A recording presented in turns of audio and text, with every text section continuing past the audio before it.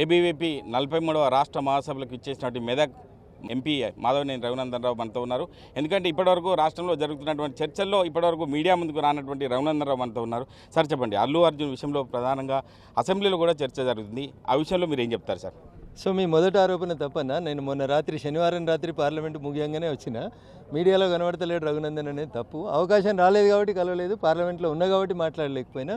So coming to the point, Allu Arjun కేసుకి సంబంధించి పోలీసులు మేము ఏదైనా కార్యక్రమానికి పోతున్నామని తెలిస్తే ముందే మమ్మల్ని ఇంటి దగ్గరనే ప్రివెంటివ్ అరెస్ట్ చేస్తారు. గేట్ దాటకముందే అరెస్ట్ చేస్తారు.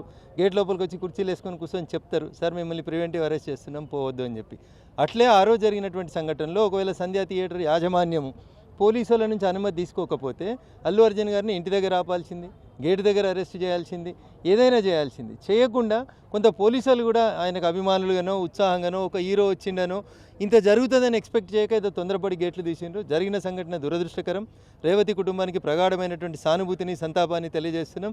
ఆ తల్లిని ఆ చెల్లెని తిరిగి తీసుకురాలేం, ఆ కొడుకు మనం అందించలేం. నిజంగా అది బాధాకరమైనటువంటి ఘటన. దాంట్లో అల్లు అర్జున్ గారు కూడా నైతికంగా బాధ్యత వహించి ఆ నిర్మాతలు కూడా బాధ్యత వహిస్తే ఇంకొంచెం బాగుంటుంది అనేది సినీ ఇండస్ట్రీకి నా సూచన. ఇకపోతే రెండో అంశం, 25 లక్షలు ఇచ్చినాం, వాళ్ళు రాలేదు మేము ఇచ్చినాం, వాళ్ళు రాలేదు మేము ఇచ్చినాం అని చెప్పి బాగా ఊదుకుంటున్నటువంటి గౌరవ మంత్రి కోమటిరెడ్డి వెంకటరెడ్డి గారికి నా విజ్ఞప్తి ఏంటంటే, మీరు నడుపుతున్నటువంటి గురుకులాల్లో మీరు బువ్వ సరిగా పెట్టక ఆ బువ్వల ఎలుకలు వచ్చి మందులు వచ్చి పురుగులు వచ్చి 42 మంది ముక్కుపచ్చలారని విద్యార్థులు చచ్చిపోయినారు. అయ్యా కోమటిరెడ్డి వెంకటరెడ్డి గారు, మీ ప్రభుత్వానికి నిజంగా చిత్తశుద్ధి ఉంటే శ్రీతేజ మీద ఉన్నటువంటి ప్రేమను నేను తప్పుపడతలేను, కానీ అదే ప్రేమని ముక్కుపచ్చలారని 42 మంది విద్యార్థులు గురుకులాల్లో ఉండి చదువుకుంటున్నటువంటి పేద బడుగు బలహీన వర్గాలకు సంబంధించినటువంటి ఆ 42 మంది విద్యార్థులకి మనిషికి 25 లక్షలు ఇచ్చేతందుకు నీకు నీ ముఖ్యమంత్రికి ఎందుకు మనసు రాలేదనేది మాత్రమే నేను కోమటిరెడ్డి వెంకటరెడ్డి గారిని, ఈ రాష్ట్ర ముఖ్యమంత్రి గారిని చాలా స్పష్టంగా అడగదలుచుకున్నాను. అట్లే ప్రజాపాలన ప్రారంభమైన ఈ ఏడాది 2 నెలలలో సుమారు 63 మంది రైతులు చనిపోయినట్టు మాకున్నటువంటి సమాచారం. ఆ కుటుంబాలకు కూడా 25 లక్షలు ఇచ్చి మీరు ఉదార స్వభావాన్ని చాటి చూపుకోవాల్సింది. కానీ ఒక్క శ్రీతేజ దగ్గరికి పోయి పిన్ పాయింటెడ్గా ఒక నటున్నో ఎవరినో అరెస్ట్ చేస్తే ఆయనకు జనాలలో సానుభూతి వస్తే దాన్ని దిప్పుకొట్టేందుకు అసెంబ్లీలో 15 నిమిషాలు వాళ్ళ గురించి కాదు ముఖ్యమంత్రి గారు మాట్లాడాల్సింది, ఒక సినీ నటుడి గురించి కాదు నువ్వు మాట్లాడాల్సింది. గురుకులాలలో పురుగుల మంది వస్తుందని రోజు ధర్నా చేస్తున్న విద్యార్థులను ఉద్దేశించి మాట్లాడాలి, ఆ సమస్యను అడ్రస్ చేయాలి. అది చేసి ఉంటే కాంగ్రెస్ రాజనీతి కాదు నిజంగా ప్రజాపాలన చేస్తుందని ఒప్పుకుంది. కాంగ్రెస్ అల్లు అర్జున్ విషయం లోపల రాజనీతిని ప్రదర్శించాలనుకుంది, మైలేజ్ పొందాలనుకుంది, చేసిన తప్పును కప్పిపుచ్చుకోవాలనే ప్రయత్నం చేసింది తప్ప ఇంకొకటి కాదు. అంటే గతంలో కేటీఆర్ ప్రభుత్వం ఉన్నప్పుడు అంటే అప్పుడు ఈడీ మోడీ అని చెప్పి ప్రధానంగా ఆరోపించారు. ఇప్పుడు పరిస్థితిలో అటువంటి సందర్భాలు వస్తున్నాయి. అంటే నేను సవాలుకు సిద్ధమే అని చెప్పి ప్రత్యక్షంగా ఇటు కాంగ్రెస్ ప్రభుత్వానికి చెప్తున్నా కూడా కాంగ్రెస్ ప్రభుత్వం మొద్దు నిధిన వీడుతుందని చెప్పుకోవచ్చు. ఆ విషయంలో బీజేపీ పార్టీ తరఫున మీరేం చెప్తారు సార్ ఆ విషయంలో? ఇప్పుడు పోలీసులు కేసులు ఈడీలు ఎఫ్ఐఆర్లు ఇవన్నీ కూడా పార్టీలకు సంబంధం లేని అంశం. దయించి మహేష్ అన్న, తెలంగాణ సమాజం అర్థం చేసుకోవాల్సింది ఏంటంటే, ఎఫ్ఐఆర్ అయితే చట్ట ప్రకారం మనం పోలీస్ స్టేషన్కి పోవాలి, కోర్టుకోవాలి, బెయిల్ తీసుకోవాలి, వకీళ్ళని పెట్టుకోవాలి, కొట్లాడుకోవాలి. కానీ ఈ సాంప్రదాయానికి పక్కదారి పట్టించి అన్నా చెల్లెళ్ళు ఇద్దరు మోడీ అని బోడీ అని ఈడీ అని నోటికి వచ్చిన భాష మాట్లాడి తప్పు చేసి చట్ట ప్రకారం ఎదుర్కోవాల్సిన కేసులలో భారతీయ జనతా పార్టీ అరెస్ట్ చేసింది. భారతీయ జనతా పార్టీకి అరెస్ట్ చేసే అధికారం ఉంటుందా అన్న? రఘునందన్ మెదక్ ఎంపీగా వాళ్ళని అరెస్ట్ చేస్తాడా? చేసే అధికారం ఉంటుందా? కానీ దాన్ని రాజకీయంగా వాళ్ళు చేసిన తప్పుల్ని కప్పిపుచ్చుకునేందుకు ఎవరో రాసిస్తే యతి ప్రాసలకు బాగుంటుందని మోడీ బోడీ ఈడీ అంటే ఒకళ్ళు అనుభవించారు. ఇప్పుడు మళ్ళీ ఇంకొకరు మాట్లాడుతారు అట్లే మోడీ ఈడీ బోడీ అని, ఇంకొకరు కూడా అనుభవిస్తాడు. దాంట్లో ఏం తప్పు లేదు. అట్లా చేసిన తప్పుకి పనిష్మెంట్ ఉంటుంది. అంటే ప్రతిపక్షంగా కేసీఆర్ అసెంబ్లీకి రావడం లేదు, హరీష్ రావు నువ్వెందుకు మాట్లాడుతున్నావు అని చెప్పి కోమటిరెడ్డి వెంకటరెడ్డి కూడా ప్రధానంగా ఆరోపించాడు. ఆ విషయంలో రఘునందన్ రావు మార్క్ ఎలా ఉండబోతుంది? నేనేమంటున్నాను, అసెంబ్లీ నడిచినప్పుడు ప్రతిపక్ష నాయకుడు వస్తే బాగుంటుంది అనేది ప్రజలు కోరుకుంటారు. కేసీఆర్ ఎందుకు వస్తలేడు అనే దానికి నేను సమాధానం చెప్పలేను, దానికి సమాధానం కేసీఆర్ గారు చెప్పాలి.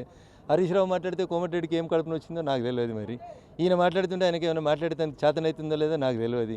అది అసెంబ్లీలాగా కనబడతలేదు, చేపల మార్కెట్లాగా అరుచుకుంటున్నట్టు కనబడతా ఉంది. ప్రభుత్వాన్ని డిఫెండ్ చేసేందుకు మంత్రులు ప్రిపేర్డ్గా వస్తలేరు అనేది అనిపిస్తుంది.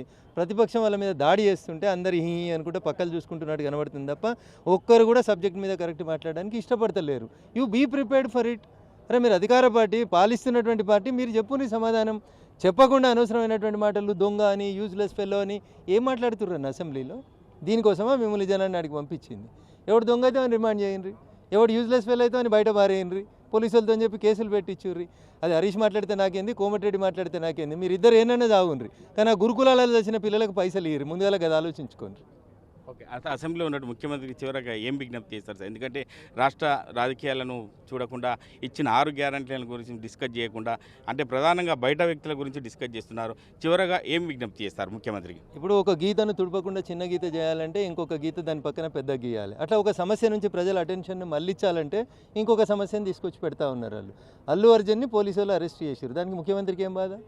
చట్టం తన పని తాను చేసింది. పోలీసు వాళ్ళు అరెస్ట్ చేసారు, కోర్టు బెయిల్ ఇచ్చింది. నువ్వెందుకు దానికి అసెంబ్లీలో 15 నిమిషాలు అంత ఆవేశపడి మాట్లాడాల్సినటువంటి అవసరం ఏముంటుంది? ఆ రిటైర్డ్ అయ్యిండో సర్వీసులు ఉన్నోడు తెలియని ఒక సీఐ తోటి నానాయాగి చేయాల్సినటువంటి అవసరం ఏముంటుంది? ఎవరిని బెదిరించినా, మహేష్ రఘునందన్ని బెదిరించినా, రఘునందన్ మహేష్ని బెదిరించినా చట్ట ప్రకారం చర్యలు తీసుకోవాలి. మరి ఆ సీఐని రిమాండ్ చేయాలి కదా, బెదిరిస్తుండు కదా ఆయన. ఈయనిచ్చిండా? ఈ సీఐ కొలువులోకి రాకముందు బంజారా హిల్స్లో సినిమా ఇండస్ట్రీని రమ్మని అప్పుడు ఉన్నటువంటి పాలకులు ఇచ్చారు భూములు. ఇప్పుడు నీకేం నొప్పి అవుతుంది? ఆ సినిమా ఇండస్ట్రీతో తిరిగింది మీదే ఈ రాష్ట్ర ముఖ్యమంత్రి కదా. ఆ సినిమా ఇండస్ట్రీలో చాలామందితో చట్టపట్టాలు వేసుకురు. పోయిన ముఖ్యమంత్రి కుటుంబం వేసుకుంది, ఇప్పుడున్న ముఖ్యమంత్రి కుటుంబం కూడా వేసుకుంటుంది. దానికి మనకు అనుకూలంగా ఉంటే ఒక రకంగా, మనకు వ్యతిరేకంగా ఉంటే ఇంకొక రకంగా మాట్లాడడం అనేది భావ్యం కాదు. Thank you. అంటే రాష్ట్ర రాజకీయాలను అసెంబ్లీలో డిస్కస్ చేయాలి తప్ప తప్పుదోవ పట్టించే విధంగా డిస్కస్ చేయడానికి తీవ్రంగా తప్పుపడుతున్నాం. రాబోయే రోజుల్లో ప్రజలు బుద్ధి చెప్పే పరిస్థితి వస్తుంది కాబట్టి ఇప్పటికైనా రాష్ట్ర ప్రభుత్వం ఇచ్చిన 6 గ్యారెంటీలపైన దృష్టి పెట్టి ముందుకెళ్లాలని చెప్పి ఎంపీ మాధవనేని రఘునందన్ రావు చెప్తున్నారు. కెమెరామెన్ ఎల్లవరితో మహేష్, ఆర్టీవీ, సిద్దిపేట జిల్లా. మరిన్ని వీడియోస్ కోసం ఛానల్ ని సబ్స్క్రైబ్ చేయండి. లేటెస్ట్ అప్డేట్స్ కోసం వాట్సాప్ ఛానల్ ని ఫాలో చేయండి. అండ్ లింక్ డిస్క్రిప్షన్ లో ఉంది.